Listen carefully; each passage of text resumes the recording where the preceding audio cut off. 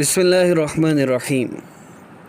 حضرت عبداللہ استخری رحمہ اللہ ایک اللہ والے بزرگ تھے، ذکر و اذکار میں لگے رہتے تھے۔ ذکر کرتے کرتے جب ان پر فنائیت کی حالت آئی تو ذکر کی مستی ایسی سوار ہوئی کہ اب ذکر چھوڑنے سے بھی نہ چھوٹے۔ ایسی حالت میں روحانی طور پر تو مزے ہوتے ہیں کہ انسان باطنی ترقی کر رہا ہوتا ہے، لیکن جسم پر بوجھ ہوتا ہے کہ جسم ان کیفیات کو برداشت نہیں کر سکتا۔ اب وہ بزرگ چاہتے تھے کہ کچھ دیر ذکر چھوڑ کر ذرا جسم کو آرام دوں، لیکن ذکر سے اب غفلت ہوتی نہ تھی۔ آخر انہوں نے دھیان ہٹانے کے لیے شکار کا پروگرام بنایا اور اپنے ہمراہیوں کے ساتھ جنگل کو نکلے، لیکن شکار میں بھی ذکر کی حالت سے چھٹکارا نہ ملا۔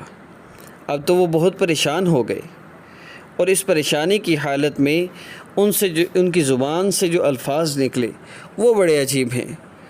فرمایا، اللہ اس شخص کے سب گناہوں کو معاف کر دے جو مجھے ایک لمحہ کے لیے اللہ کے ذکر سے غافل کر دے۔ تو فنائیت میں بندے کی یہی حالت ہو جاتی ہے، کوشش کرنے سے بھی دل میں غفلت نہیں آتی، لہٰذا ذکر خدا میں فنا ہو جائیے اور اس کا مصداق بن جائیے۔ نور میں ہو یا نار میں رہنا، ہر دم ذکر یار میں رہنا، چند جھونکے خزاں کے سہلو، پھر ہمیشہ بہار میں رہنا۔ اللہ رب العزت سے دعا ہے، اللہ رب العزت ہمیں بھی ذکر کی کیفیات نصیب فرما دے، ہر لمحہ، ہر آن، ہر گھڑی اپنی یاد میں رہنے کی توفیق عطا فرماوے۔ وآخر دعوانا ان الحمد للہ رب العالمین۔